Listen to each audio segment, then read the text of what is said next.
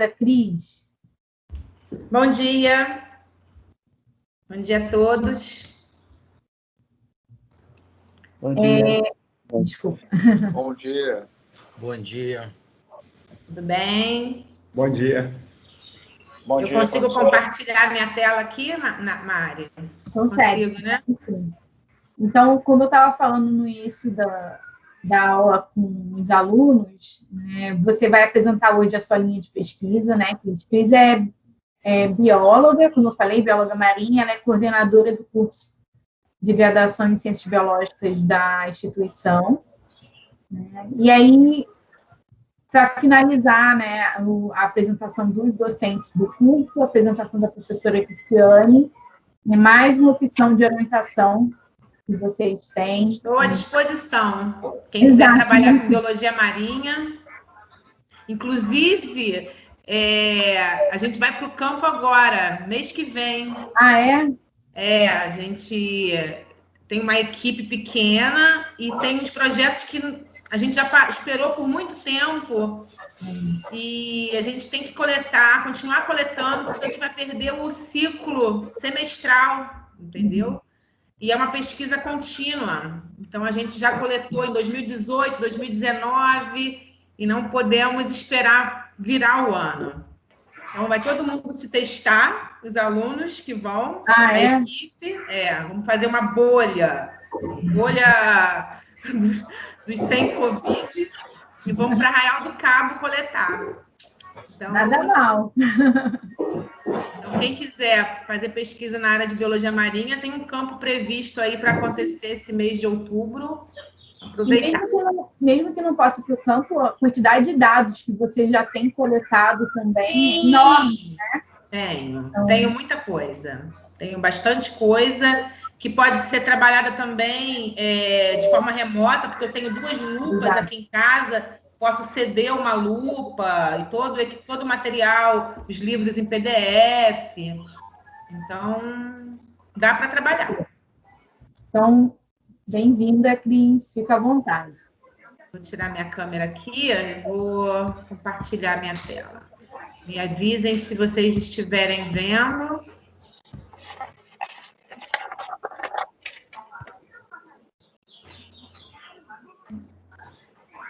Está aparecendo sim. Está aparecendo? Então, vamos lá.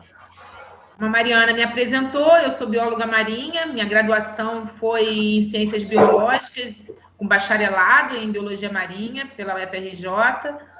Depois eu fiz mestrado em Biologia Marinha na UF e doutorado também na UF, mas na parte de Geoquímica Ambiental, mais precisamente metal pesado, contaminação ambiental como um todo. Falar um pouquinho da distribuição dos organismos pelo planeta, pelos ambientes marinhos.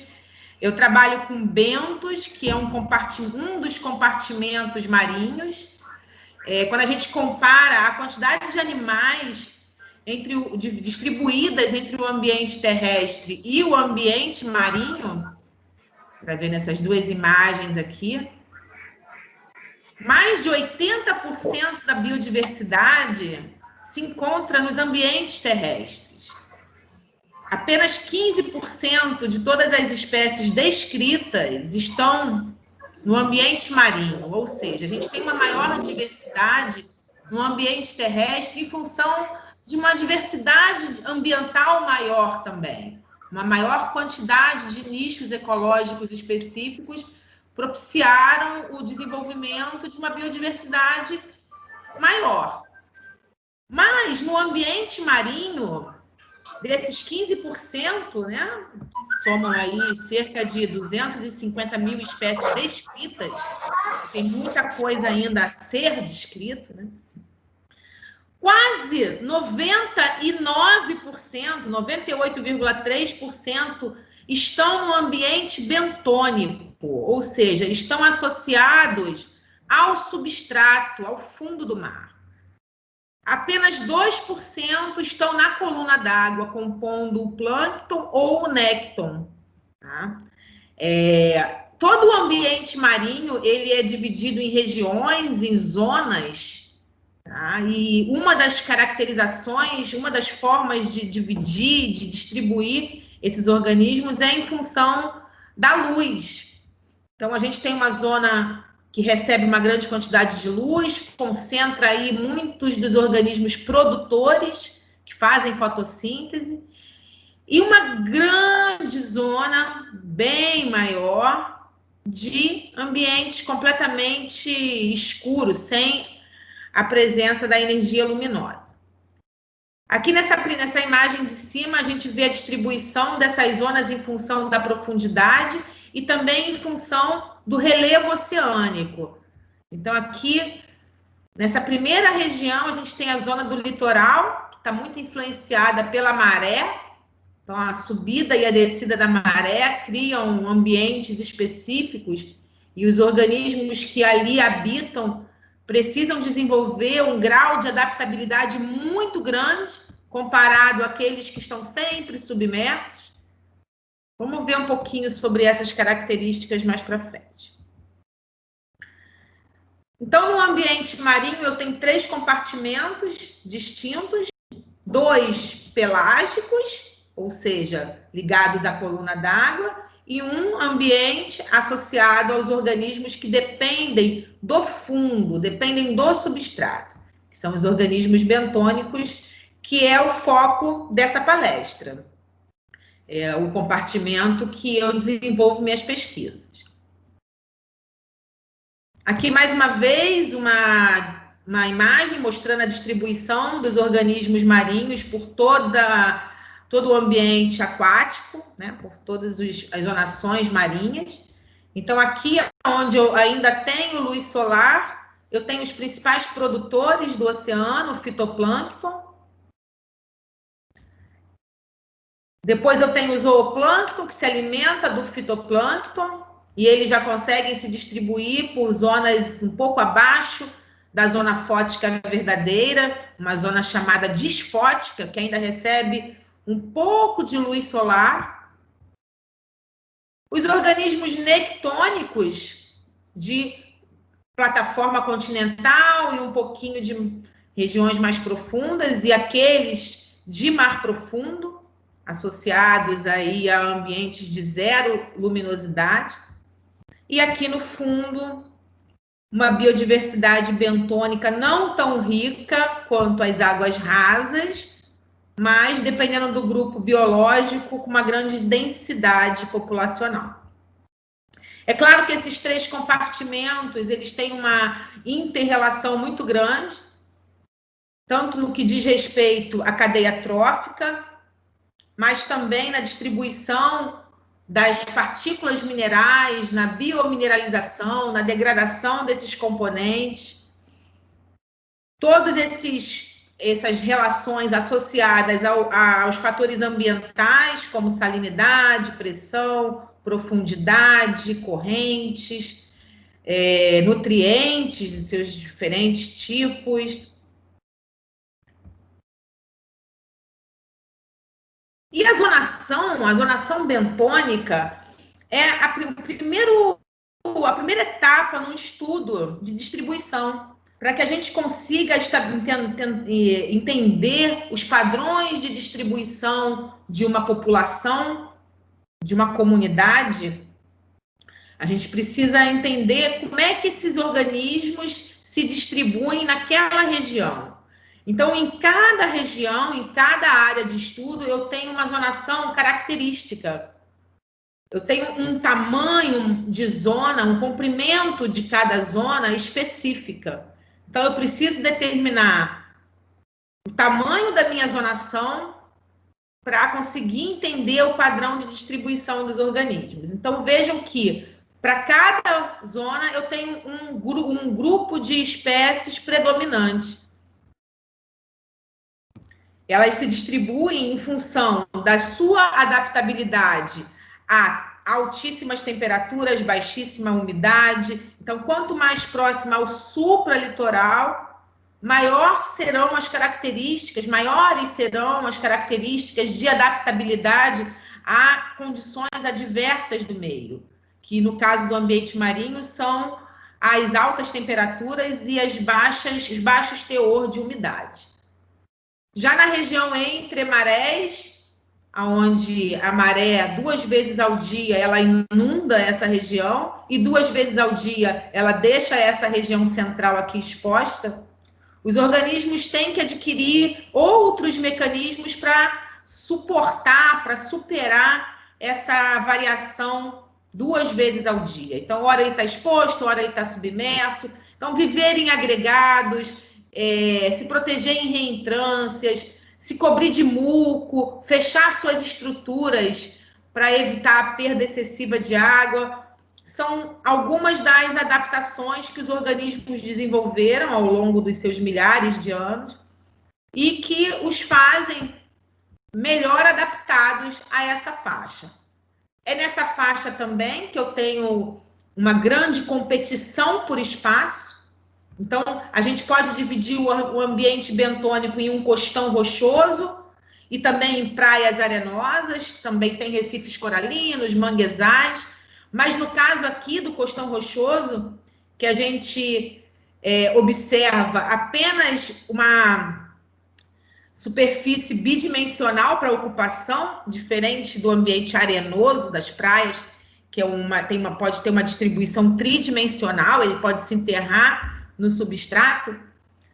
Em costões rochosos, em recifes coralinos, a disputa pelo espaço é muito acirrada, é muito grande, tá? A predação também é muito intensa, mas a competição é uma relação ecológica crucial, determinante na distribuição desses organismos. Então, estudar bentos e seus padrões de distribuição também é fundamental entender essas relações ecológicas entre os organismos que ali habitam. Essa imagem mostra a distribuição das zonas num costão rochoso e num costão rochoso íngreme e com menor declive, que propicia aí as poças de maré, que são ambientes fundamentais em praias com baixo declive, formam-se grandes poças de marés e muitas vezes são os únicos locais de reprodução de crustáceos, de estabelecimento de pós-larva.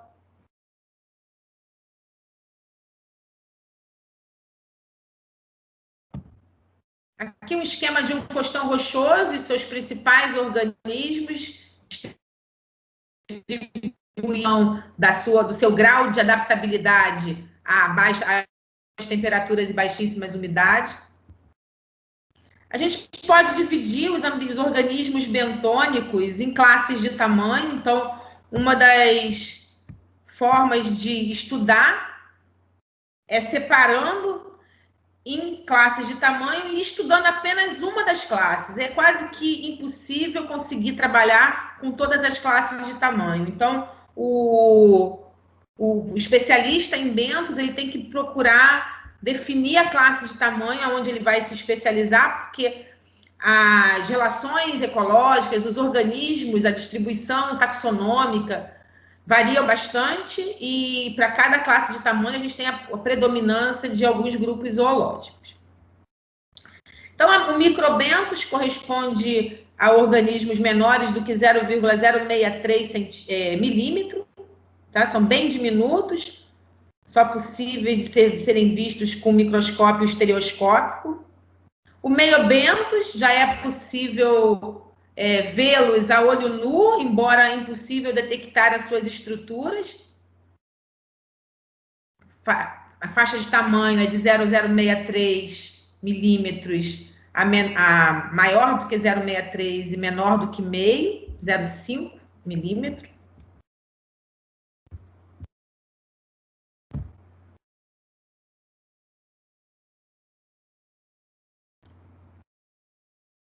Macrobentos, que é a faixa de tamanho que eu me especifico, maior do que 0,5 e menor do que 2 centímetros. Também só é possível trabalhar utilizando lupa, porque a internet não está com uma boa qualidade. Acabei de receber um aviso. Se minha voz começar a falhar, me avisa, por favor, Mariana. Pode deixar, Cris. E o megabentos, que são organismos animais maiores do que 2 centímetros, já visíveis a olho nu, já sem a dependência da lupa, né, do microscópio, estereoscópio para identificação. A gente pode classificá-los pela sua ocupação no substrato. Aqueles que vivem sobre são classificados como organismos que ocupam a epifauna. Aí a gente tem a maioria das estrelas do mar, crustáceos, equinodermas, quinidários. Aqueles que habitam a infauna, ou seja, aqueles que vivem dentro do substrato. A maior parte dos moluscos, bivalves, a maior parte dos anelídeos são organismos da endofauna. São organismos da endofauna.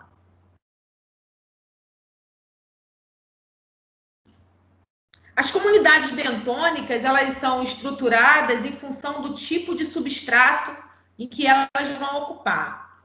E a gente pode classificar esse substrato em 3 grandes subtipos.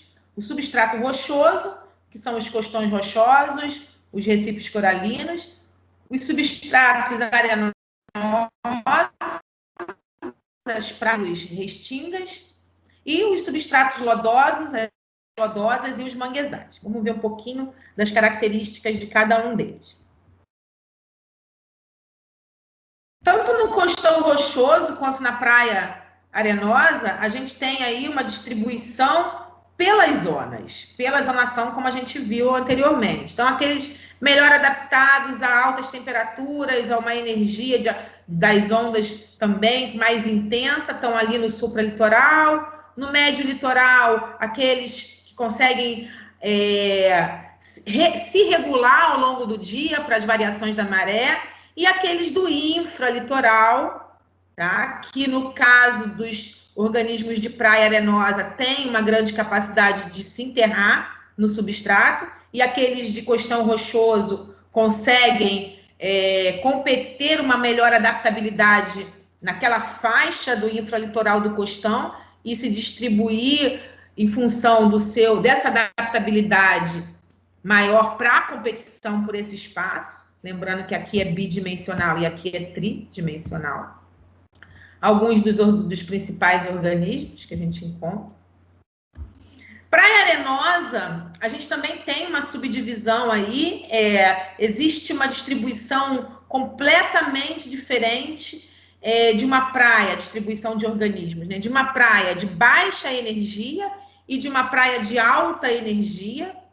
Uma praia de baixa energia é uma praia dissipativa, classificada como dissipativa. Uma praia com essas características, ela normalmente é uma praia de enseada ou de baía, ou seja, eu tenho uma baixa energia de ondas lavando esse sedimento, então eu tenho a tendência a ter uma acumulação maior da matéria orgânica nessas praias. Então, é uma praia com teor de matéria orgânica maior do que as praias reflexivas, que são normalmente praias mais íngremes, com maior ação das ondas.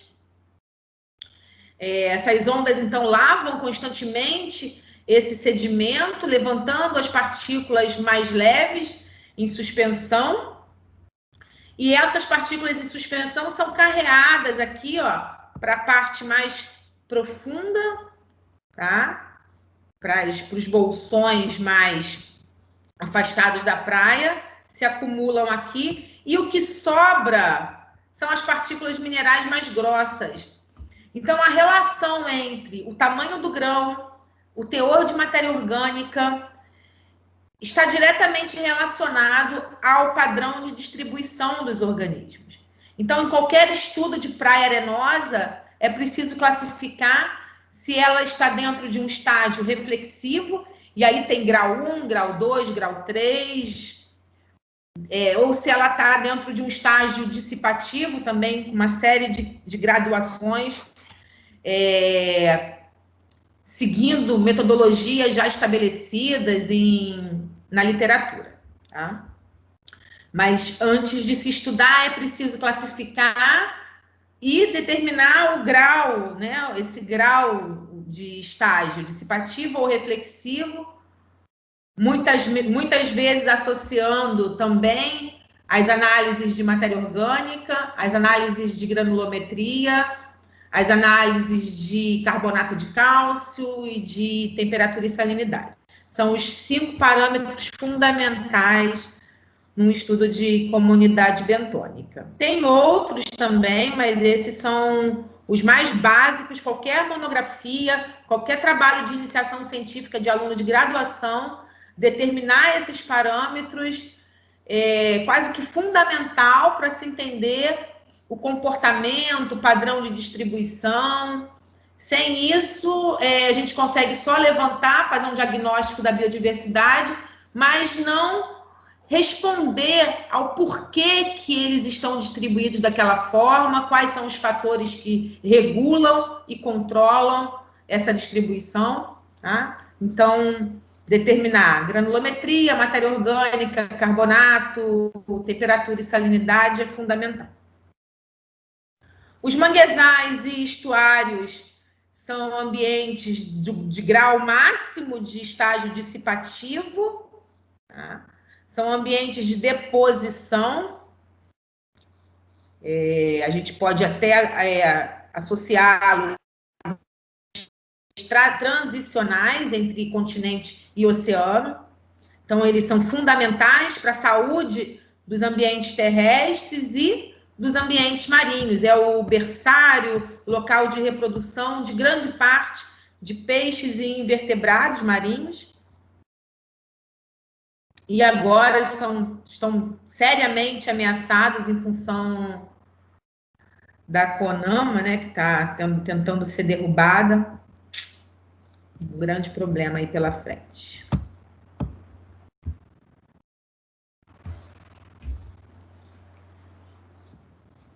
As comunidades bentônicas associadas às fontes hidrotermais, elas são muito importantes, tá? Elas normalmente estão lá a 1.000, 2.000 metros de profundidade. Elas estão associadas às fontes hidrotermais, às fissuras entre o encontro de uma placa tectônica entre duas placas tectônicas, né?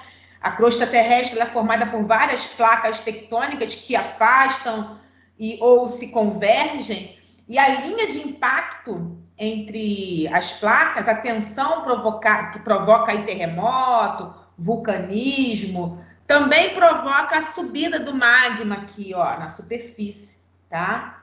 E essa subida do magma é denominada fonte hidrotermal, tá? Ao redor das fontes hidrotermais, também chamadas como fumarolas oceânicas, cold seeps, a gente tem... Isso acontece tanto nos mares quanto nos continentes, tá? Nos continentes são denominados geysers, né? E nos oceanos são denominados fontes hidrotermais. No seu entorno, a água é muito quente. Na verdade, a água sai aqui, ó, a uma temperatura de 400 graus centígrados, mas a poucos centímetros do encontro com a água do mar, que tem uma temperatura baixíssima, né? Ela já se resfria rapidamente, tá? Então, ao se aquecer, né, ao essa água muito fria se aquecer pela liberação do magma, há a liberação de muitos elementos químicos, muitos nutrientes minerais, tá? E esses nutrientes criam um ecossistema ao redor muito propício para o desenvolvimento de uma fauna riquíssima, uma fauna que tem toda uma cadeia trófica associada. Então, nesse ambiente marinho de pouco alimento, né? Esse fundo do mar com baixíssima fonte de nutriente, esses locais são não só oásis para essas espécies, mas também um grande eldorado, porque nesses minerais liberados tem muito ouro, muita prata, muito cobre, ainda quase que inexplorados, além de ferros e enxofre, sulfatos, sulfetos, nitratos, nitritos.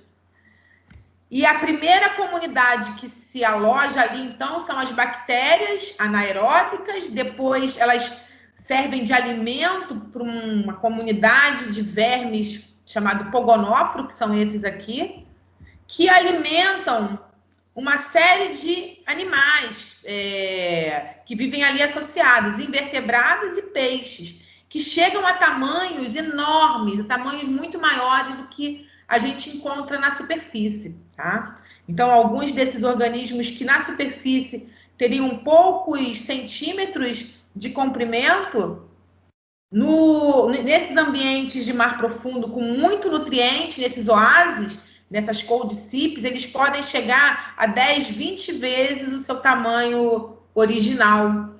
Além deles terem um metabolismo mais lento, né, e com isso um crescimento, um ciclo de vida mais longo. Tá? Um outro ambiente bentônico são os recifes coralinos. Os recifes de coral, eles também são locais que abrigam uma grande biodiversidade. Talvez aí só perdendo para os manguezais. Tá? E para que a gente tenha um ambiente recifal bem estabelecido, uma série de fatores precisam estar combinados para que isso aconteça. Então, a gente tem que ter uma temperatura dentro de uma faixa que não passe aí, não seja menor do que 20 graus, mas também não pode ser muito maior do que 25, 26. Ano passado, a gente teve um aquecimento das águas do Atlântico Sul muito grande. Isso provocou a morte, a aceleração do processo de extinção de várias espécies que estavam ameaçadas, tanto no Banco dos Abrolhos, na Costa dos Corais, mas também em Arraial do Cabo, onde a água ela é tipicamente fria. Houve um grande número de corais branqueados. Esse branqueamento se dá em função da perda de uma alga que precisa de temperaturas naquela faixa de tamanho, né, entre 20 e 26, que precisa ter uma profundidade máxima para que a luminosidade tenha qualidade, uma água com baixo hidrodinamismo, uma água mais limpa, com substrato calcário, ou seja, uma combinação de fatores, tá, que são esses daqui, ó, que são cruciais, tá, para que haja o estabelecimento dessas comunidades. Então, a gente viu aí alguns ecossistemas onde os organismos bentônicos se desenvolvem, se distribuem, mas substrato é substrato, né? Então, até mesmo uma baleia é passível de colonização, tá? As baleias, então, como os cascos das tartarugas marinhas, são substratos onde os seres bentônicos conseguem se estabelecer muito bem, se reproduzir, se alimentar, então são considerados substratos também. Alguns exemplos de organismos bentônicos, um grupo taxonômico que apresenta maior biodiversidade marinha são os moluscos, com mais de 500 mil espécies, com mais de 300 mil espécies descritas e mais 200 ainda a serem descritas, uma estimativa no mar profundo de 200 mil espécies ainda a serem descritas.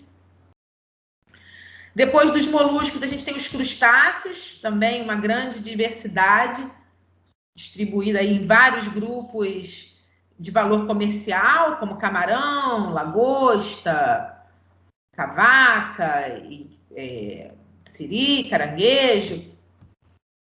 Os vermes marinhos, os poliquetas, são importantes nos estudos de monitoramento ambiental. Eles são animais oportunistas, então eles são bioindicadores de qualidade ruim do ambiente. Claro, não todas as espécies, tá? De alguns gêneros são indicadores de ambiente contaminado. Em contrapartida, alguns crustáceos, como os anfípodas, aquelas pulguinhas do mar, né? elas são indicadoras de saúde ambiental. O tatuí também é um indicador de qualidade boa do ambiente. Equinodermatas, estrelas do mar, os ouriços, pepinos, enfim, também são muito sensíveis, desaparecem rapidamente em presença de poluição, mesmo poluição orgânica. Quase todas as espécies de equinodermatas estão na lista das espécies ameaçadas de extinção. E quinidários, né, os corais, anêmonas, água-viva e briozoários.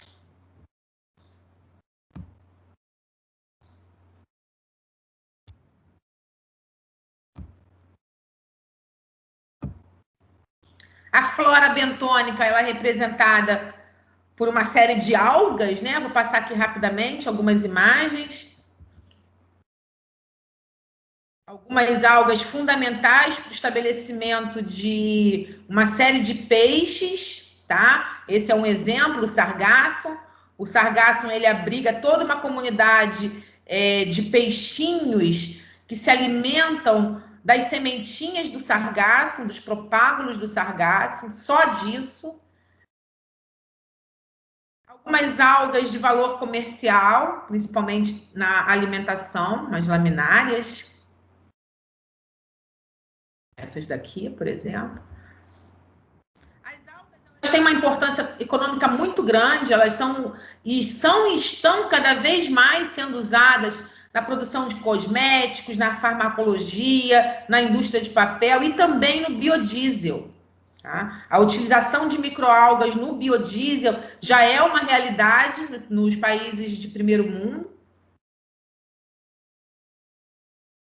São utilizadas também na alimentação, enfim, tem uma importância comercial bastante grande. Bom, no estudo de comunidade bentônica, a aplicabilidade do estudo da comunidade bentônica, ela não está na análise dos seus componentes individuais. Então, não me basta apenas saber as espécies que ali vivem, o nome das espécies que eu tenho ali, a quantidade em que elas se apresentam nas diferentes zonas. É preciso saber, para entender o padrão de distribuição das suas populações, é preciso entender também a diversidade específica, a sua forma e estrutura de crescimento, os grupos dominantes, a abundância relativa e o que está provocando essa relativização, entender a estrutura trófica, tá? Os grupos principais daquela cadeia alimentar, daquela praia em específico. E elas são indicadas pelos órgãos ambientais, né, principalmente pelo IBAMA, como sendo a macrofauna, especificamente o tamanho corporal da macrofauna, tá? A classificação de tamanho em que a macrofauna está, elas são indicadas para todos os estudos de impacto ambiental, de monitoramento ambiental, porque ela tem inúmeras vantagens comparado àquele outro compartimento, fitoisoplâncton, e ao compartimento nectônico. Tá? Primeiro, porque elas estão em contato constante com o sedimento. Então, estudar a macrofauna nos permite ter um controle espacial e temporal do efeito de um poluente, de uma fonte contaminadora naquele ambiente. Esses animais têm uma baixíssima mobilidade. Então, diferente do peixe, ele não vai conseguir se deslocar e se afastar da fonte contaminadora. Diferente do plâncton, que tem um ciclo de vida muito curto, ele não vai me permitir ter esse controle temporal. E é no sedimento que a gente tem o destino final de todo poluente, de todo contaminante que tem contato com o ambiente marinho. Então, aquele contaminante que é trazido das bacias, né, continentais pelos rios e chega no oceano, chegam nas praias ou chegam no oceano por emissários submarinos, enfim, eles invariavelmente vão parar no fundo, vão se acumular no sedimento. Tá? Então, a comunidade bêntica, em função de ter uma baixa mobilidade, de estar em contato constante com o sedimento, ela também apresenta uma variável sensibilidade a exposições de poluentes. Então, alguns grupos biológicos vão responder diferentemente ao impacto por metal, por esgoto doméstico, por material radioativo, por pesticidas e herbicidas. Elas vão nos fornecer respostas variadas e respostas graduais também, tá? A partir das suas manifestações individuais, alterando aí padrões reprodutivos, a partir de mutações genéticas, mas também impactos subletais quando a gente acompanha a dinâmica de uma população, quando a gente acompanha a estruturação de uma comunidade. Só que não tem só vantagens, né? A grande desvantagem de se estudar a comunidade macrobentônica a nível específico está na questão de tempo e recurso humano e financeiro. É necessário, para a identificação a nível específico, de muitos taxonomistas, porque a macrofauna ela é muito diversa, então ela exige um alto grau de especialização de quem trabalha com isso. Então, eu que trabalho com macrofauna, eu não consigo identificar todos os grupos biológicos. Eu me especializei em alguns gêneros de equinodermata e alguns gêneros de molusco, tá? Então, encontrar taxonomistas, principalmente nas regiões tropicais, onde os especialistas são muito poucos, né, comparado às regiões temperadas, além de ser caro, consome-se muito tempo no processamento das amostras. Porém, a gente consegue, eu vou mostrar mais para frente algumas imagens, que a gente consegue obter as mesmas respostas, isso foi um dos produtos da minha dissertação, a gente consegue obter as mesmas respostas da comunidade, respostas a um impacto, tá? Reações, né? Respostas na distribuição frente a um impacto, as mesmíssimas respostas, observando essa comunidade, analisando essa comunidade, tanto a nível específico quanto a nível de família. Isso reduziria aí 1/3 do tempo, 1/5 dos especialistas. Então, tem solução, né? Tem paliativos. Então, quando um poluente ele entra em contato diretamente com o sistema biológico de um animal, ele já começa a promover aí alterações. Como é que ele entra? Ele entra de forma direta ou ele entra de forma indireta?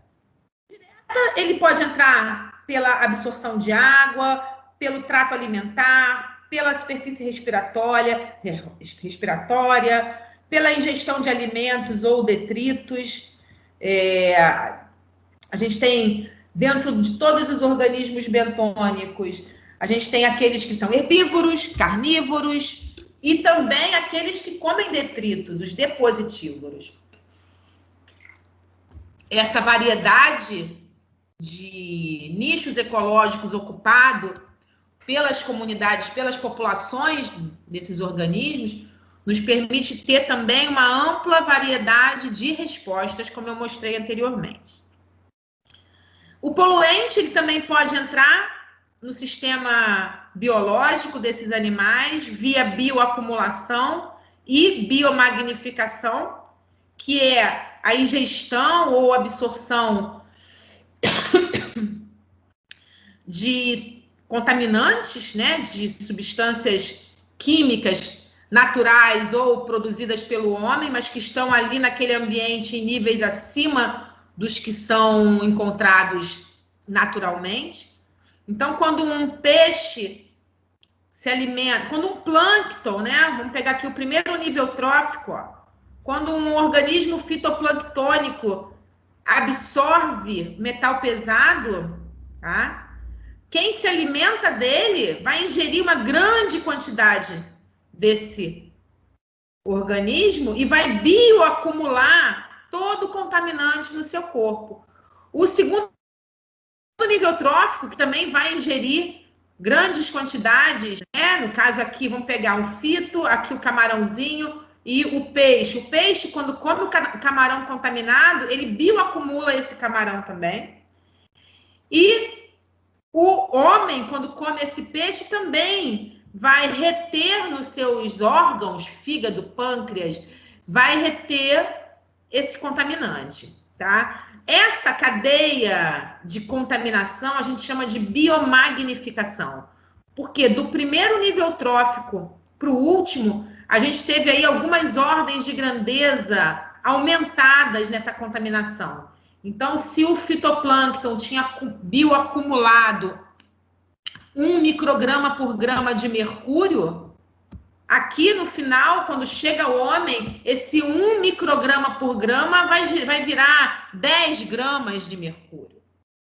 100 gramas de mercúrio, às vezes, tá? E a gente não tem vias de excreção para eliminar esses contaminantes. Então, eles vão se bioacumulando, biomagnificando ao longo da cadeia trófica, e os topos de cadeia, os animais topos de cadeia, como nós, tubarões, enfim, aqueles animais que estão no último nível da cadeia trófica são os que mais apresentam maiores concentrações de contaminantes. Aqui a gente tem um outro exemplo mais ilustrativo dessa biomagnificação, mostrando aqui numa água contaminada, tá? Concentração de metilmercúrio na Baía de Guanabara. Então, aqui numa água a gente tem 0,00028 microgramas por litro.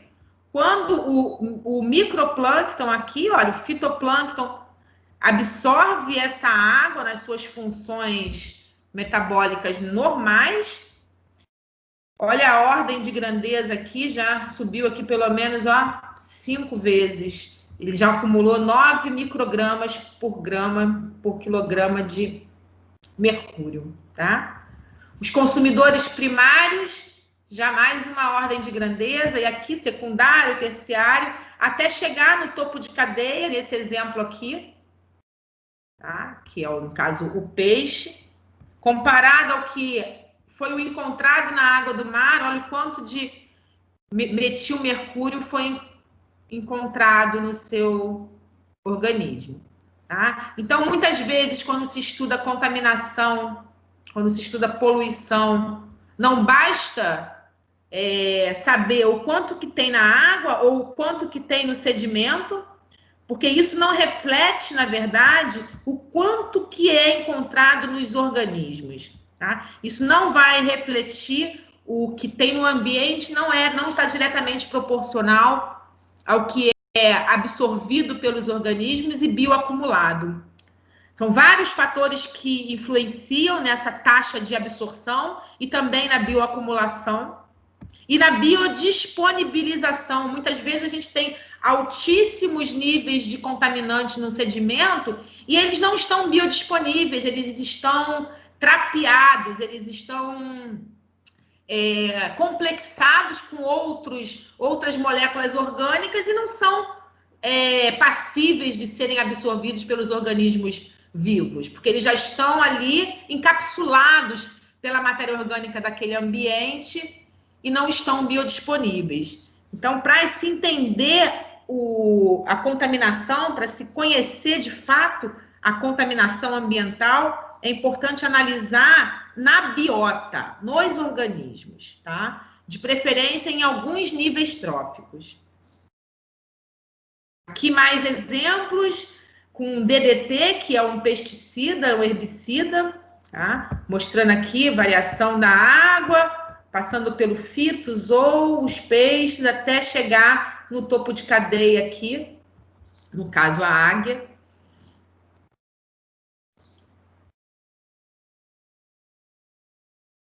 A gente consegue observar, então, uma resposta à poluição gradual da comunidade, tá? Então, por que é importante se analisar numa escala temporal e numa escala espacial? Porque a gente observa diferentes respostas através do tempo. Através do tempo, a gente percebe uma diminuição na produção na produção de larvas, na produção de juvenis. A gente começa a perceber aí a alteração nas interações tróficas. Essas respostas, elas são graduais. A gente não consegue perceber isso com uma análise, com uma amostragem, com uma coleta.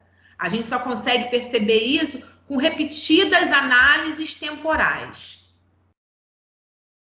E aí sim a gente consegue, primeiro percebe alterações subcelulares, né? Aparece alguma estrutura doente, né? O animal aparece com alguma doença visível ou uma diminuição no seu tamanho, até chegar, até essas alterações individuais começarem a afetar as populações, alterando proporção entre machos e fêmeas, alterando a escala de tamanho que eles chegariam numa determinada época do ano, em função dos seus períodos reprodutivos. E o último estágio seria uma alteração no padrão de estruturação da comunidade.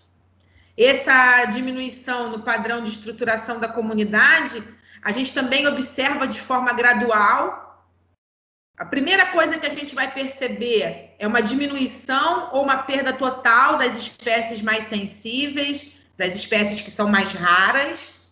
E para isso tem-se uma escala, tem uma metodologia específica com uma escala do que é raro, do que é sensível, e a porcentagem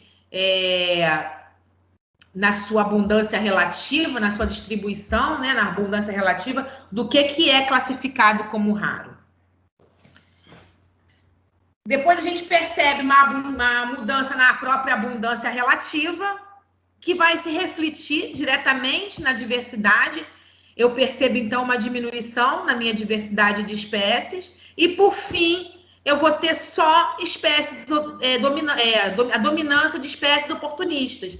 Então, num grau máximo aí de impacto ambiental, eu encontro muitas espécies oportunistas, espécies que são tolerantes à poluição, que são indicadoras de contaminação ambiental. Então, num estágio mais final daquele impacto, né, num estágio mais grave, eu já não tenho praticamente nenhuma espécie sensível, rara, e já tenho uma dominância quase que total aí de espécies oportunistas que toleram contaminação. Essas são as principais. São 3 espécies de poliqueta, é um verme marinho. Eles conseguem ficar 4, 5 dias sem oxigênio. Isso é uma condição muito rara, tá? E que reflete poluição orgânica. Então, quando a gente encontra muito desses animais, é sinal de que aquele ambiente está anóxico, ou seja,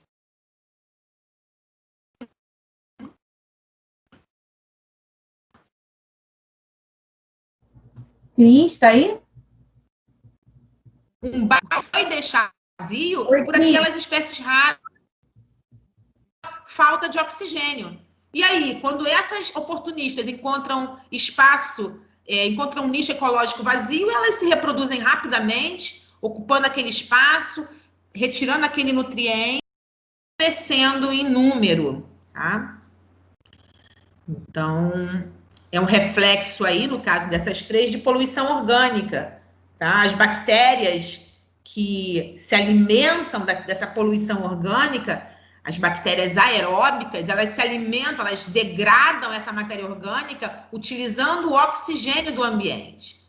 Então, ao degradarem essa matéria orgânica, esse esgoto, elas crescem muito, porque elas têm nutrientes, então elas crescem, porque o ambiente propicia isso, e ao crescerem e degradarem essa matéria orgânica, elas estão consumindo o oxigênio daquele ambiente, retirando todo o oxigênio daquela coluna d'água, daquele sedimento, e não deixando o oxigênio para os peixes, para as estrelas do mar, para os moluscos, para os crustáceos, e aí esses animais morrem ou migram. No caso dos peixes, eles migram, se eles podem, eles migram. No caso do bentos, ele morre, e o ambiente fica aí propício para o crescimento das oportunistas.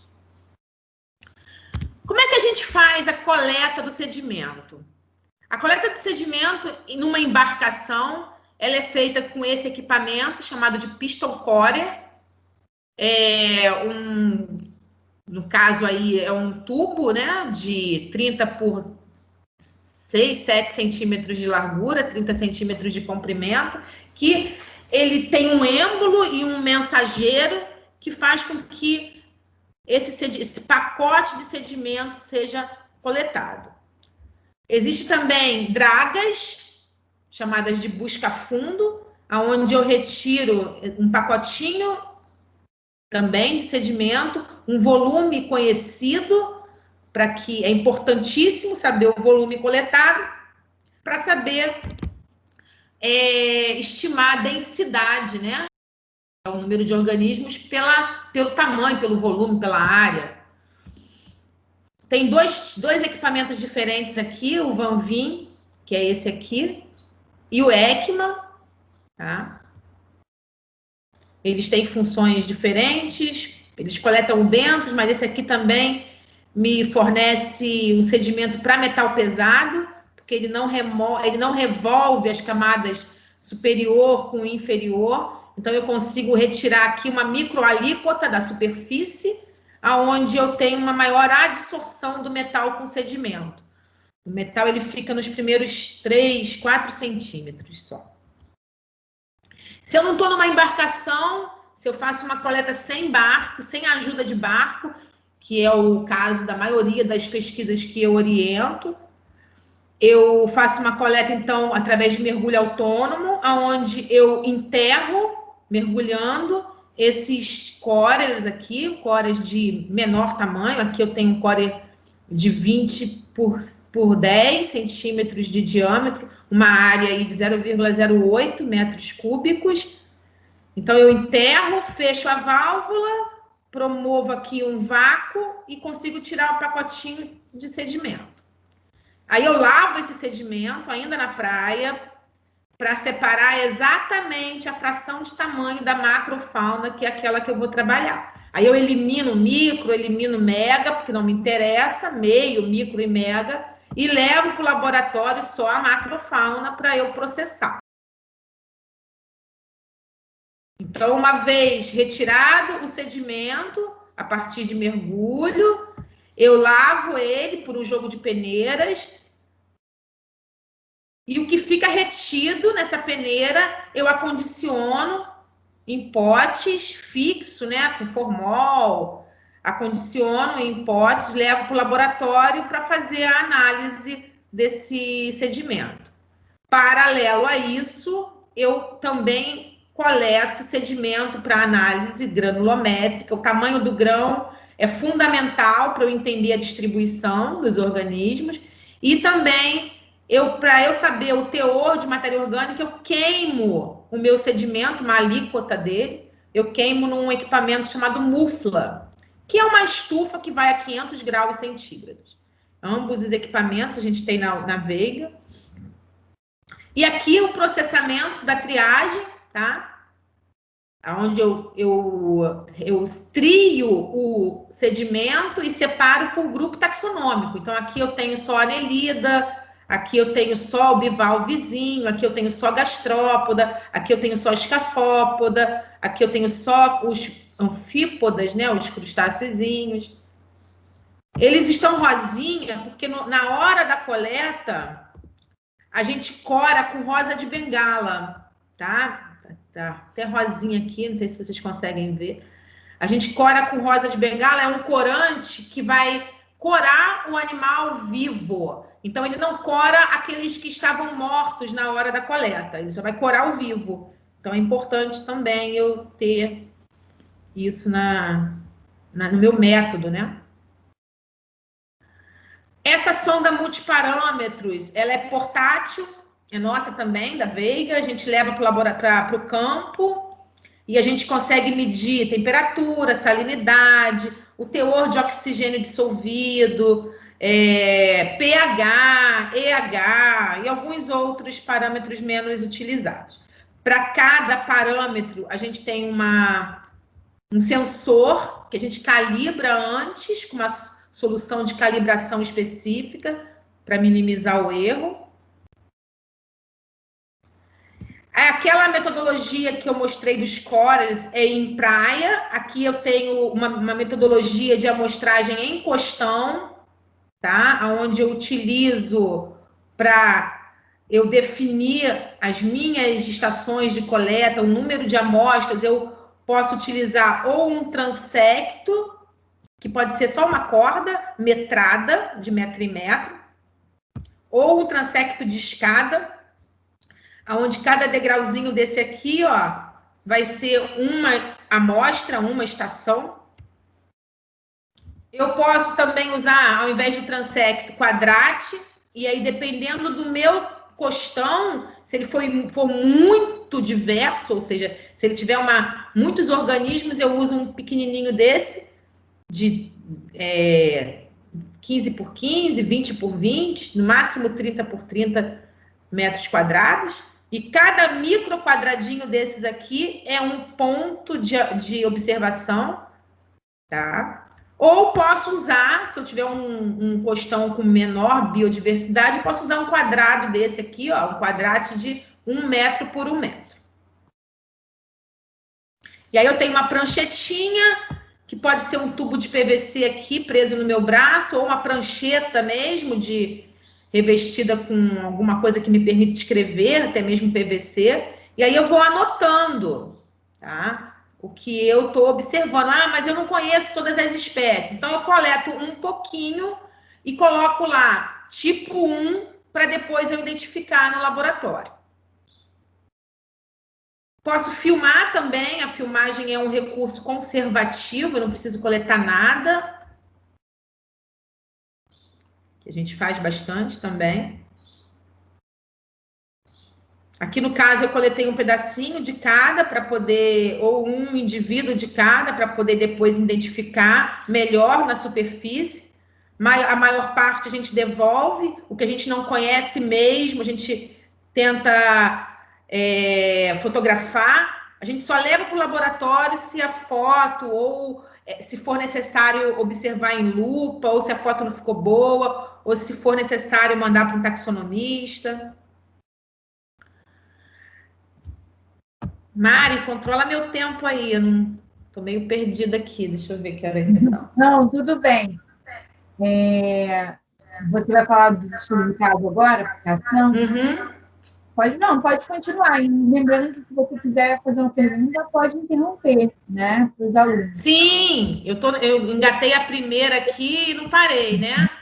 Mas também, relaxa. A gente se empolga. Mas se quiserem perguntar alguma coisa, podem perguntar. Alguém quer perguntar? Agora eu vou começar a mostrar os exemplos, alguns estudos de caso, vou apresentar o trabalho de alguns alunos mais simples e um pouco da minha tese também, só um recorte pequenininho. Então, se vocês quiserem perguntar alguma coisa, podem perguntar. Tá bom, Cris. Se quiser, pode avançar também. Tá bom.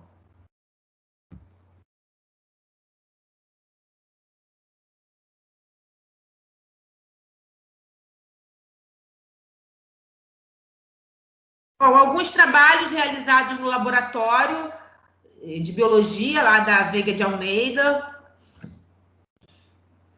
Algumas monografias, algumas pesquisas de iniciação científica. Aqui os locais que a gente trabalhou nos últimos 3 anos e meio aí, quase 4. Essas praias todas. Então, no Rio, Praia do Flamengo, no Rio só Praia do Flamengo, em Niterói, Charitas, Adão e Eva, que é uma praia, 2 prainhas muito pouco conhecidas. Em Angra dos Reis, Praia do Bonfim, Praia das Gordas. Em Cabo Frio, Praia do Peró, Praia das Conchas, Ilha do Japonês. Em Arraial do Cabo, a Praia do Forno. E em São Paulo, a Praia da Fazenda, em Ubatuba. Aqui é a Praia de Charitas e a Praia de Adão e Eva. Só um mapinha para vocês se localizarem. São praias da Baía de Guanabara, com altíssimo grau de contaminação orgânica, tá? porém localizadas próximo à boca da Baía de Guanabara. Então, se vocês olharem aqui esse mapa, vocês vão ver aqui, olha, a Praia de Charitas, e a Praia de Adão e Eva já está aqui voltada para oceano, tá? Então, embora tenha um grande impacto da Baía, das águas podres da Baía de Guanabara, elas, em função da entrada da boca, que é muito grande, tem um canalzão enorme aqui, tem uma renovação de água bastante grande. Então, tem uma biodiversidade também associada grande. Aqui de Charitas, eu encontro praticamente um único organismo, que são os gastrópodas aqui, ó, 94, quase 95%, só de um gastrópoda bioindicador de poluição orgânica. Mas essa praia, ela tem uma característica de ter principalmente antes aqui do catamarã, a gente coletou, a maior parte das estações foram aqui antes do catamarã e algumas poucas depois, é uma praia muito grande. Ela tem uma gramínea, então a gramínea permite uma colonização de organismos que seriam de costão, que é o caso desse gastrópoda aqui, que é tolerante à poluição. Praia do Adão e Eva também, um predomínio desse mesmo gastrópoda, mas a gente já encontra aqui, ó, os bivalves, que são menos tolerantes, são filtradores, então não gostam de poluição. Alguns bivalves com maior densidade comparado a Charitas. Aqui Adão e a Eva também, mesmo padrão, tá? Na Praia do Flamengo, a gente encontra também esse gastrópoda, mas a gente já tem a Praia do Flamengo, ela tá na Baía de Guanabara, mas ela também tem uma renovação de água muito grande comparada à Praia de Botafogo. Nesse mesmo trabalho, essa monografia, a gente teria... a gente iria comparar o bentos da Praia do Flamengo com o bentos da Praia de Botafogo. Nesse mesmo dia, a gente coletou sedimento na Praia de Botafogo e a gente não encontrou nenhum animal, nenhum anelídeo, nem aquele anelídeo que tolera a poluição orgânica, a gente encontrou aqui na Praia de Botafogo, tá? Então, a gente resolveu não estudar Botafogo porque é uma praia que naquele dia que a gente coletou, ele pode até, em condições ambientais um pouco melhores, ter ali o estabelecimento de uma pequena população de anelida, mas a gente não encontrou, a gente encontrou uma praia azóica, ou seja, sem bicho nenhum. Comparando a geografia das duas praias, a gente percebe que é uma praia muito fechada, com uma circulação de água muito menor do que a Praia do Flamengo. E essa baixa renovação de água, ou seja, baixa renovação de uma água com oxigênio, com nutrientes, impediu o estabelecimento de uma fauna, mesmo uma fauna de oportunistas. Aqui na Praia do Flamengo, a gente já encontra uma diversidade maior para outros grupos biológicos. Já apareceu um crustáceozinho aqui, um escafópoda, que são organismos que toleram menos a poluição. Aqui em Angra, tá? A Praia do Bonfim e Praia das Gordas. Fica bem em frente aqui a Ilha da Jipoia. Duas praias de estágio dissipativo, eu acho que é grau 3. Praia do Bonfim e a Praia das Gordas. Outros grupos de bivalves e outros gastrópodas diferentes do que foi encontrado na Baía de Guanabara, outras espécies, tá? Espécies que não toleram poluição. Aqui, Praia do Peró.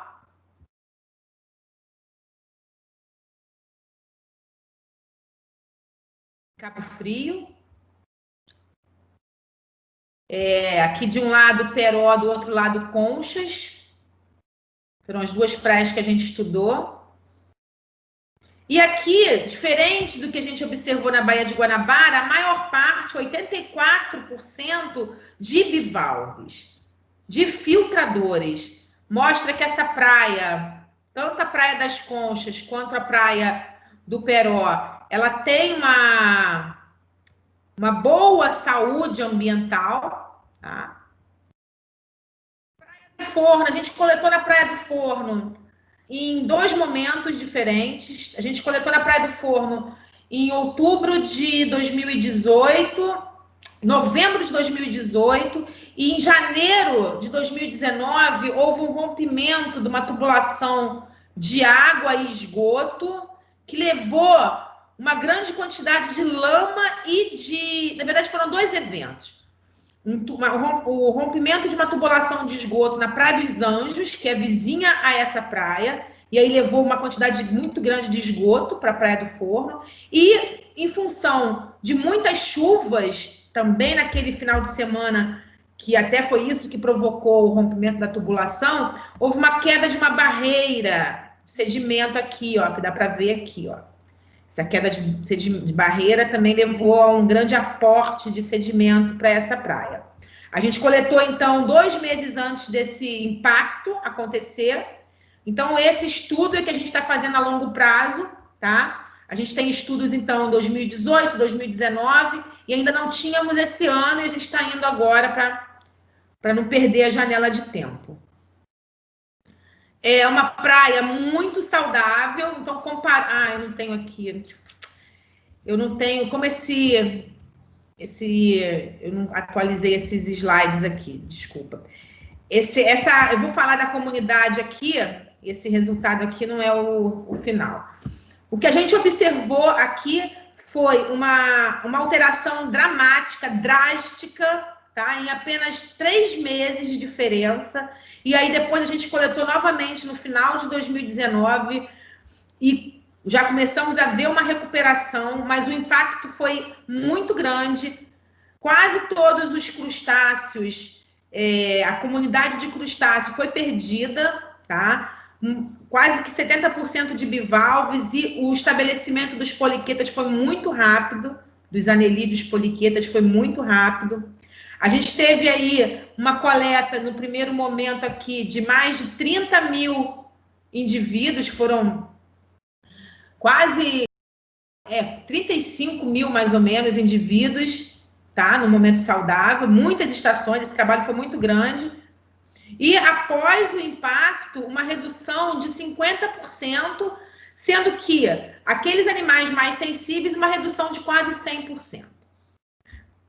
Um ano depois do impacto, ou 10 meses depois do impacto, a população já tinha se estabelecido por completo e não tinha, pelas análises dos estudos biogeoquímicos, né, de metal pesado, componentes orgânicos, nutrientes, a praia também já estava com todas as seus valores normais estabelecidos.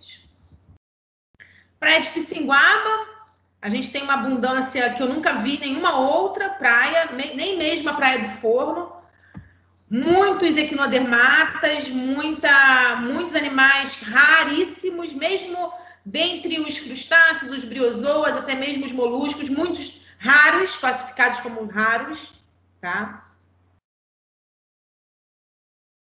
Praia dos Algodões, na Bahia, aqui a gente teve poucas estações de amostragem, porque eu não conseguiria processar esse material lá, então eu tive que levar para o Rio de carro, então não podia carregar muito peso. Então eu coletei aqui em Algodões, coletei em Itaipu de Fora, tá? Então aqui no mapa eu coletei em Algodões, que é essa foto aqui, e coletei aqui em Itaipu de Fora e na Ponta do Mutá. 3 comunidades completamente diferentes, 3 comunidades bentônicas completamente diferentes. Também uma biodiversidade sem igual, porque aqui fica na Bahia, na costa dos corais, então todo esse ecossistema recifal aqui é um aporte de larvas para a comunidade de Praia Arenosa. Então, é um aporte constante de vida para essa praia arenosa aqui. A Ponta do Mutá, comparada aos 3 locais, é o que tem menos biodiversidade, porque não tem tanta bancada de recife associado.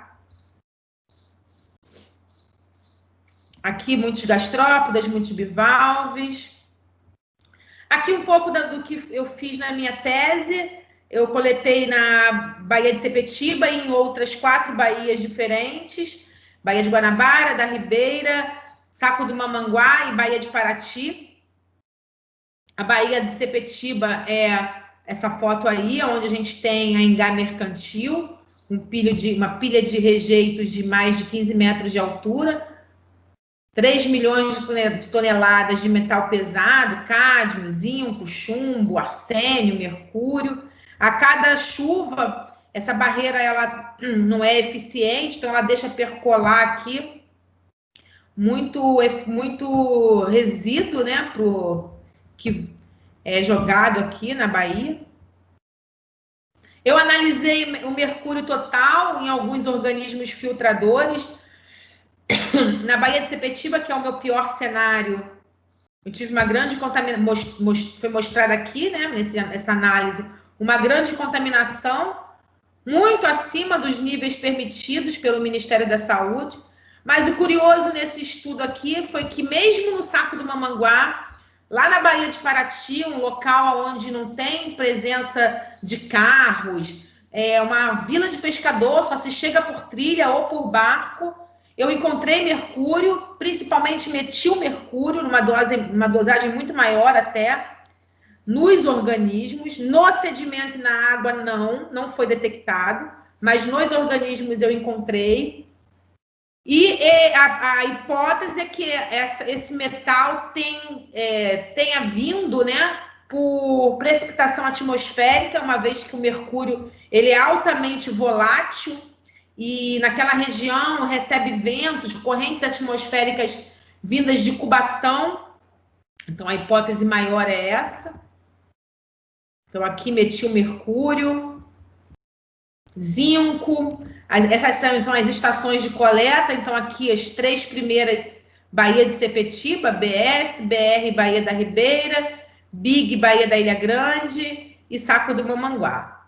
Então, aqui eu tenho uma graduação de poluição, tá? Um gradiente de poluição do pior caso, Baía de Sepetiba, para Ilha Grande e Mamanguá, que seriam regiões controle, né? Teoricamente, não deveria ter nenhuma contaminação. Mas não é o que a gente observa, tá? A gente já observa elevados níveis de contaminação, mesmo em áreas que visualmente não teríamos a presença de impacto ambiental. Aqui a Anomalocardia brasiliana é esse bivalve, que eu analisei o tecido. Então, a gente encontra altos níveis de níquel, cromo só na Baía de Sepetiba, os elevados níveis, níquel em todos os locais que foram estudados. Chumbo na Baía de Sepetiba, que já se era o esperado, mas na Ribeira, em estações de coleta na Ribeira, a gente não não esperava encontrar altos níveis de chumbo, tá? Ali em Angra dos Reis, Bracuí, que foram os pontos que eu estudei. Manganês também. E eu analisei a bioacumulação no verme oportunista, né? Na Capitella captata, que é o principal bioindicador de contaminação.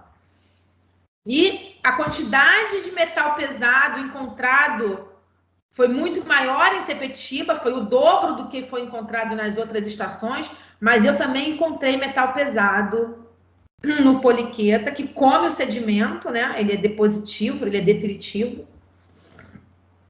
Quando eu analiso a estrutura da comunidade e busco respostas nessa comunidade frente à poluição, quando eu analiso de uma forma geral, eu já percebo aqui que, poxa, quase metade dos indivíduos que eu coletei são oportunistas de poluição, são indicadores de contaminação ambiental, quase metade. Quando eu vou analisar isso por estação de coleta, eu percebo que aqui, olha, em Sepetiba eu não tenho nenhum outro grupo biológico. Em Sepetiba eu só tenho os oportunistas.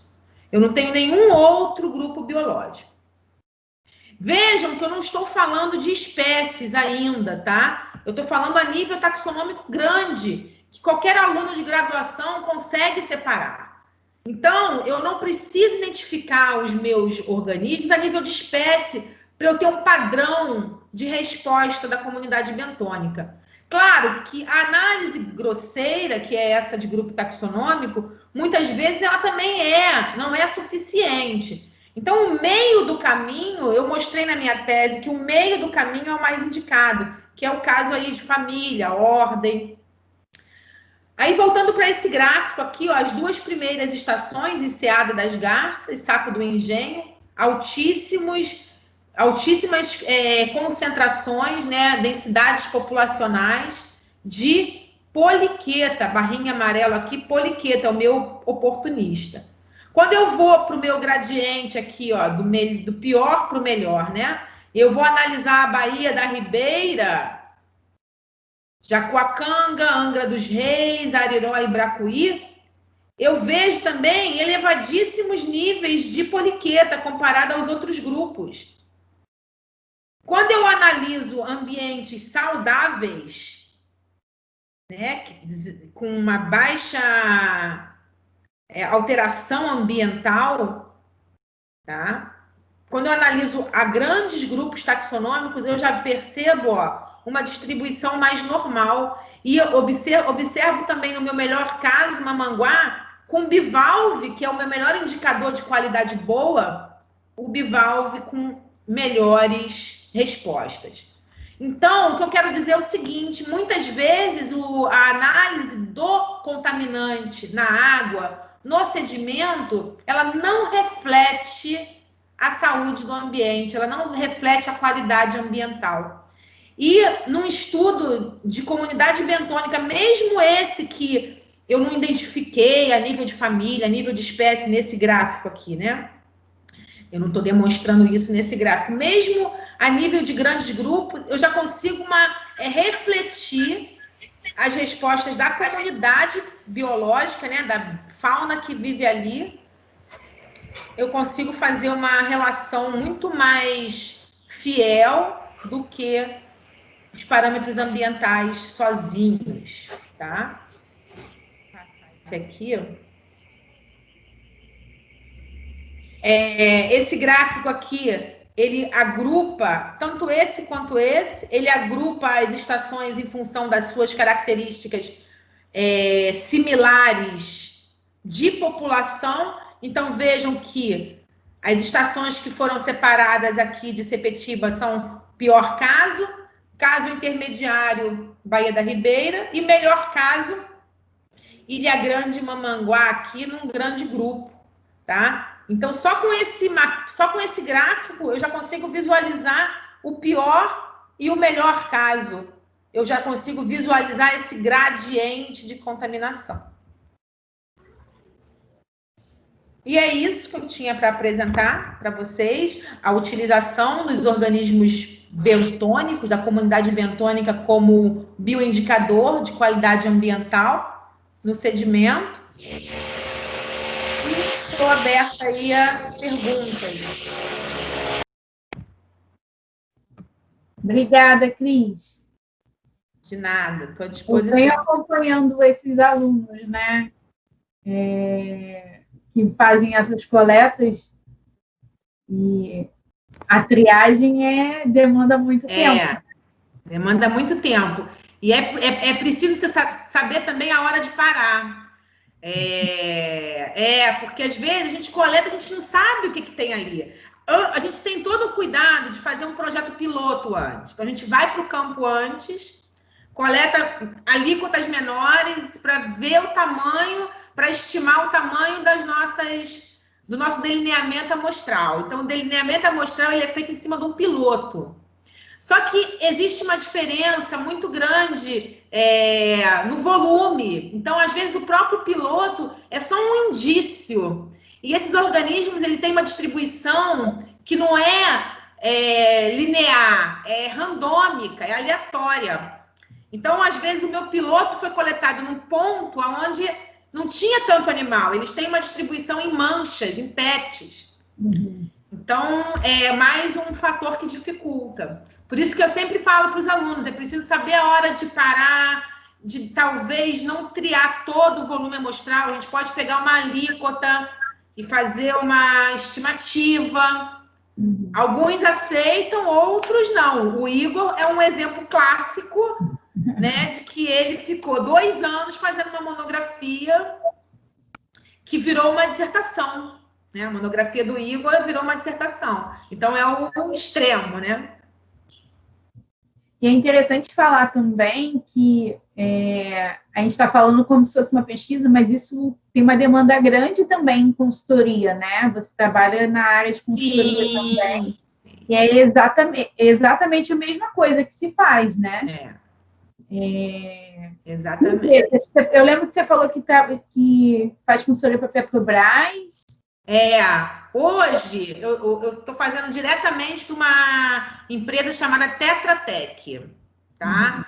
É uma empresa que ela presta serviço para a Petrobras, eu sou consultora externa, né? Então ela tem vários consultores internos dentro da Petrobras, mas ela também presta serviços para várias outras empresas.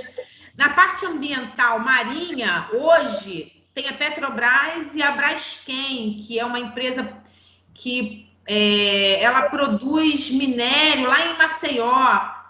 E hoje a minha consultoria está sendo principalmente para a Braskem, tá? Para essa empresa, mas via Tetra Tech. Mas eu já fiz, há 10 anos atrás, quando estava bombando o mercado do petróleo, eu prestava consultoria para a Petrobras, para a Shell, Texaco e outras que vieram para cá, compraram poços de petróleo, compraram áreas, mas não exploraram, foram embora. Umas chinesas, outras indianas. Mas o IBAMA, né, se você pega o termo de referência, o que ele indica analisar em comunidade marinha é o macrobentos. Pela fração de tamanho, que é mais fácil analisar, tem mais taxonomista, e todos aqueles fatores que eu falei, não tem mobilidade. Então, não se indica analisar plâncton, peixe. Só se você vai fazer algum estudo de contaminação, e aí bioacumulação, biomagnificação, ou ecotoxicologia, aí tem grupos específicos.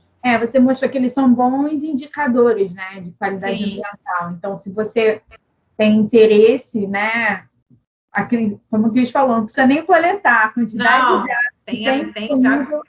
Né, e a Cris tem uma coleta na costa do Rio e já tem em São Paulo também, que você mostrou. Então, essa avaliação geral que você mostrou agora no final é bem interessante, né, para a gente ter o panorama das praias, né, da condição ambiental dessas praias.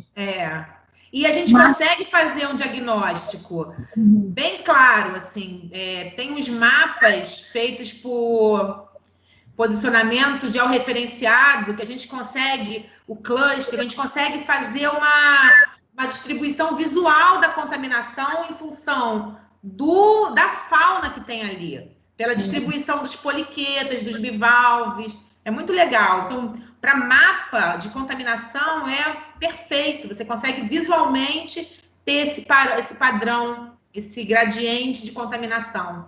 Principalmente se tu tem uma fonte poluidora muito pontual e você coleta se distanciando da fonte. Aí fica o gradiente perfeito.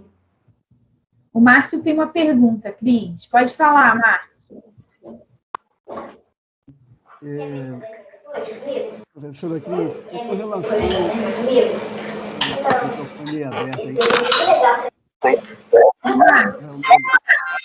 Está dando interferência aí. Está dando alguma interferência. Agora parei. Com relação à poluição produzida por criadouros de... Está me fugindo o nome, tá? De peixes, camarões, etc. e tal, que você tem em determinados locais à beira do mar, onde, segundo algumas informações, criar salmão, por exemplo, no litoral, né? E jogando nutrientes nesse local.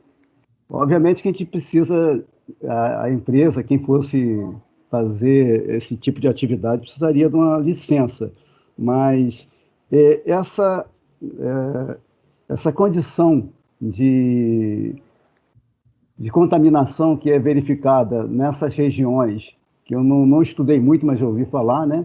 Tanto no litoral, quando é criador em litoral, ou mesmo em lagos, dentro, eu não sei se só em lagos artificiais que as pessoas fazem para tentar fazer criadores de peixes e outros.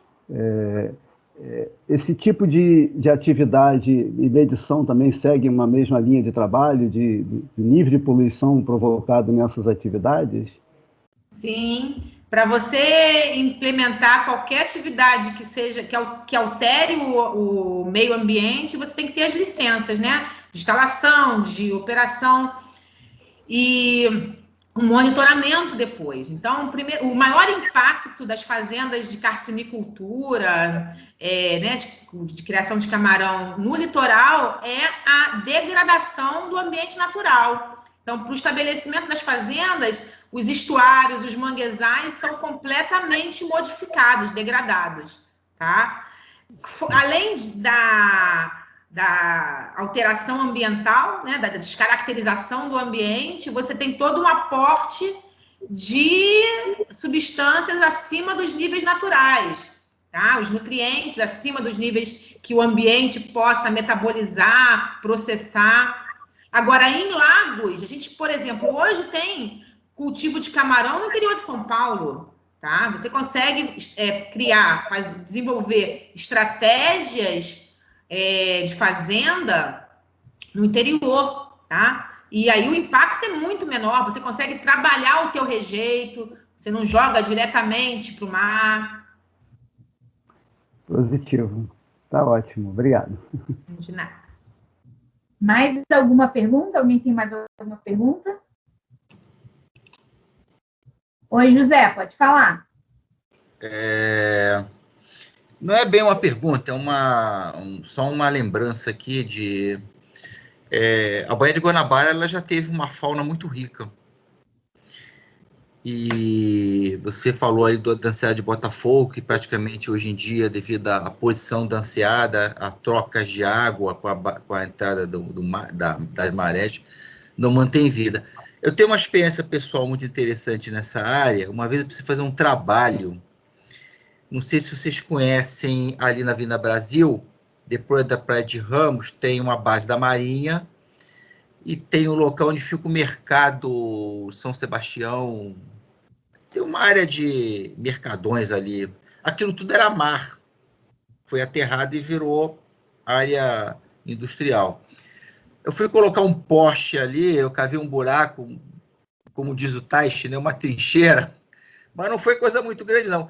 Eu me lembro que eu recolhi um saco de conchas, tá? E vários tipos de conchas diferentes. Inclusive esses molúsculos que não são bivalves, né? Vários. Eu botei num saco e levei para casa para mostrar para meus filhos. E isso é para você ter uma ideia de como a Baía de Guanabara ela tinha uma variedade muito grande de animais, foi tudo destruído. Tá? Essa me chamou bastante atenção, justamente porque a Praia de Botafogo. Eu me lembro de quando eu era garoto, as praias da Baía de Guanabara tinham siris, caranguejos, se pescava. Hoje não tem mais nada disso. A degradação foi muito rápida. Foi. A degradação foi muito rápida. Eu fiz a minha... Menos de 50 anos.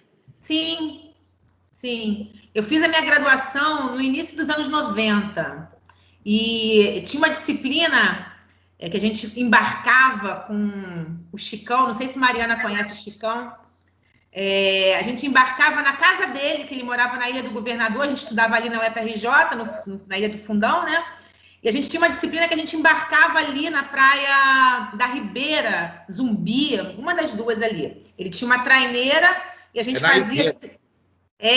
a gente fazia uma disciplina que era técnicas de trabalho de campo. Então, a gente embarcava ali, ficava o dia inteiro no mar, toda semana. A gente ia para vários locais ali. Na década de 90, a gente ali já era poluído, visualmente poluído, mas bastava a gente sair um pouquinho das praias, a gente já tinha água translúcida. Eu estou falando há 30 anos atrás. Não estou nem falando há 50, não. Estou falando há 30 anos atrás. A gente já tinha água translúcida. Eu vi muito boto. Eu vi muito boto. A gente mergulhava nas ilhas da Baía de Guanabara, no entorno ali de algumas ilhazinhas menores. Eu lembro que a ilha de Paquetá ela já tinha uma contaminação também. Mas nas ilhas mais próximas à boca da Bahia, a gente mergulhava ali na Cotunduba, em outras. Era Caribe. E em 30 anos... Então, assim, essa degradação da Baía de Guanabara, ela se acelerou muito com o crescimento, né, populacional das comunidades no entorno da Bahia, a quantidade de carga de esgoto que cresceu também exponencialmente nesses últimos 10, 20, 30 anos, tá? A falta de saneamento, a gente conversou sobre isso quarta-feira, né, bastante, durante a nossa aula. Tudo isso associado a um descaso, né, das políticas públicas, dos governos, a falta de controle das indústrias que também se estabeleceram no entorno. Um somatório de... Agora, o ambiente, ele tende a se recuperar muito rapidamente. E não basta ser um ambiente com muita biodiversidade, como eu vi lá em Arraial do Cabo, não. Até mesmo a Baía de Guanabara, basta entrar uma água boa, uma água limpa, naquele ambiente constante, que a biodiversidade ela tende a se recuperar. Num processo sucessional, né? A gente tende a ter um gradiente também de recuperação. Também não é de uma hora para outra. Mas agora na pandemia, logo no começo da pandemia, vários vídeos viralizaram, né? Mostrando a parte ali do Santos Dumont com água claríssima, a própria Urca, águas transparentes. Isso não é devido à pandemia. Muito pelo contrário. Na pandemia, as pessoas estão mais em casa, usando mais o esgoto doméstico. Isso é em função de marés. As marés, grandes eventos de marés que trazem água renovada para dentro da Bahia, propiciam isso. Só para dar um exemplo para você, se você sair da Baía de Guanabara de navio, não de barco de pesca, não. Você, se for a hora da água entrar, que a maré está subindo, você tem que forçar o navio para sair. Quando você volta e a maré está entrando, é o contrário, tu desliga a máquina, a maré joga o navio da Bahia. Sim. Eu já vi isso acontecer. O canal... Você não precisa desligar, não. Só desligar a máquina, a corrente vai levando o navio para dentro da Baía de Guanabara. Tem um canal muito profundo na boca da Bahia. O canal que leva a água para dentro da Baía de Guanabara, ele tem muitos metros de profundidade. Não sei precisar quanto, mas eu acho que passa de 100 metros de profundidade, 200. É um canal muito profundo, tá? E esse grande volume de água que entra é o que salva a Bahia ainda hoje. A gente ainda tem alguma sobrevida aí. E essa água, ela não chega no fundão. Ela não chega lá naquele fundo da Baía de Guanabara, onde a gente tem aquele manguezal de Guapi, riquíssimo. Mauá, lá naquela região de Magé, Mauá, Guapimirim é só manguezal. Mas antes de você chegar em Guapimirim, tem uma região chamada Mauá. Sim. Ali tinha colônia de pesca. Eu conheci gente que tinha casa de veraneio ali. Aquelas praias eram praias que você tomava banho. Hoje em dia você não toma mais banho. Não. Tá? Mas ainda tem uma produção de pescado muito grande. Tá? A gente fala de poluição, bioindicador, mas assim, existe uma fauna muito bem adaptada a essa carga orgânica ali. Tá? E o que acontece?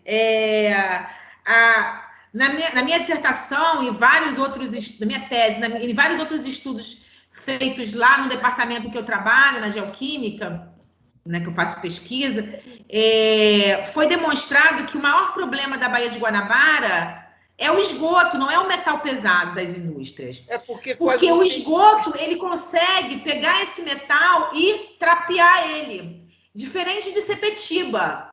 Tem esgoto também, mas tem muito mais metal, e o metal está biodisponível. A Baía de Guanabara, o que salva a contaminação por metal na Baía de Guanabara é o excesso de cocô, de esgoto doméstico. A orgânica em excesso trapeia todo esse metal pesado. Então, o grande problema hoje da Baía de Guanabara não é a contaminação por metal, é a falta de oxigênio. Os ambientes estão com muito pouco oxigênio na coluna d'água, no sedimento. E isso não mantém a vida, né? Isso não sustenta a vida. Porque isso aí, se você vê bem, por exemplo, eu não acredito, eu não conheço bem Magé, eu conheço Magé de passagem. Eu não acredito que Magé tenha saneamento básico suficiente para não jogar esgoto na Bahia. Não tem. Nenhum município tem. Então, nem Niterói, que privatizou aqui Águas de Niterói, também não trata tudo. Tá? Não trata tudo. Não então, trata, você tem que fazer um sistema, fazer um cinturão. É um problema parecido. A Baía de Guanabara é um exemplo maior do que a Lagoa Rodrigo de Freitas. Sim. A Lagoa Rodrigo de Freitas é um exemplo menor. Sim. A dimensão é o... Inclusive, eu acho que para estudar a despoluição da Baía de Guanabara, você primeiro tinha que pegar um exemplo menor que a Lagoa Rodrigo de Freitas. Nós tínhamos que trabalhar primeiro ali na Rodrigo de Freitas, ver o que deu certo ali, o que não deu nada certo até agora, que morre peixe ainda, e em cima disso você entrar na Baía de Guanabara. Aquela rua Rodrigo de Freitas, ela recebe esgoto, tem jeito, e entra pouca água pelo canal de Jardim de Alá. E recebe água do Jardim Botânico. Aquele rio deságua ali na lagoa. Acho que tem mais uns 2 rios que saem por ali ainda, não tenho certeza. O Jardim Botânico, eu sei que eu conheço aquele trecho ali. Quer dizer, é o exemplo menor. Se você conseguir resolver o problema do exemplo menor, você pode partir para o modelo maior, que seria a Baía de Guanabara. Isso é uma ideia para ser analisada futuramente. Não dá para o projeto de dissertação, mas dá para... Não dá, não. Não dá, não. Até que o projeto não é esse. A ideia não é essa. Não dá, mas isso é uma coisa a ser estudada. Sim. Fazer uma avaliação local, né? Um pequeno, de navio, a gente faz muito isso. Você não constrói o navio de acordo com o projeto que tu faz. Você primeiro faz o projeto, faz uma maquete, você olha a maquete, fica aquele monte de dinheiro olhando a maquete ali, tem que ser assim, tem que ser... Aí depois tu passa para o projeto grandão, que é a embarcação propriamente dita. Por isso que eu estou falando com você. A Lagoa Rodrigo de Freitas tinha que ser a nossa maquete. E as da Barra também.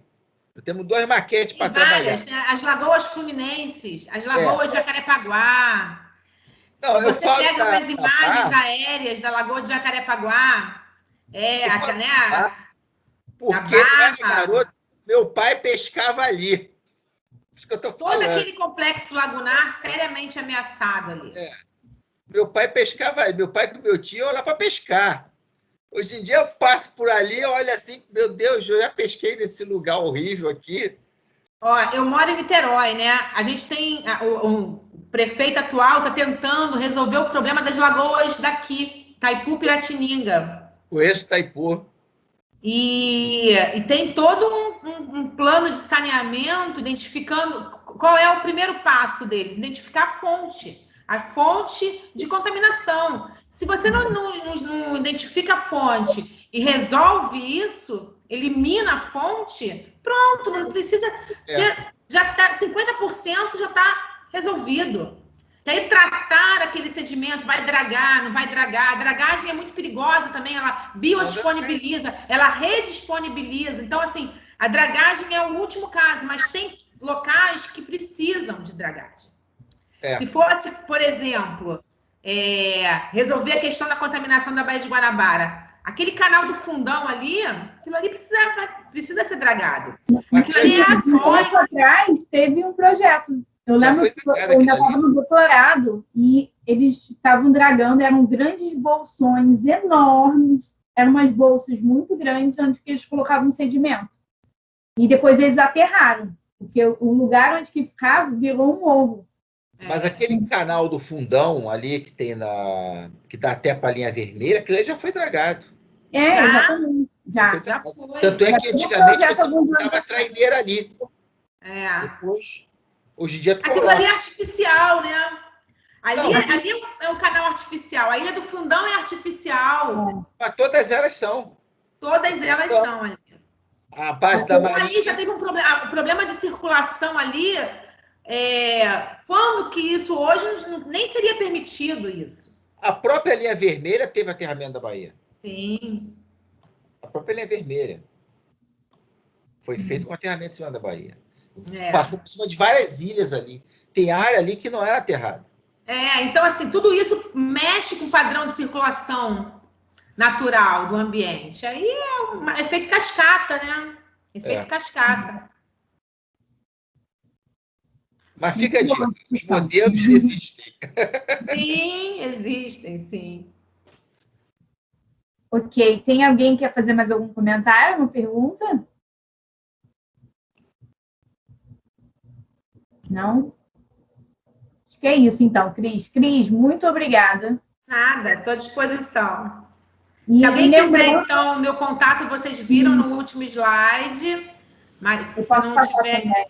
A maioria aqui é meu aluno, a maioria. Só alguns aqui, 2 ou 3 só que não são. Mas a grande maioria faz a minha disciplina. Então, mais uma vez, estou aberta aí à orientação. Qualquer assunto ligado a ciências do mar, não precisa ser só bentos, pode ser outro assunto, peixe, plâncton também. Me coloco à disposição. A gente ajuda, arruma uns parceiros para ajudar. É bom. Obrigada, Cris. Nada, Mari. Obrigada. Bom fim de semana a todos. Isso que eu ia falar. Obrigada a todo mundo. Bom fim de semana. E a gente se encontra no sábado que vem. E aí eu vou mandar o link da aula gravada para vocês.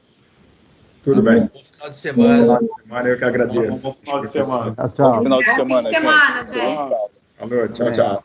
Tchau. Tchau. Valeu. Tchau, gente. Bom final de semana. Falou, bom final de semana. Xará, E aí, Zé vocês jogaram Carlos? tênis, Xará?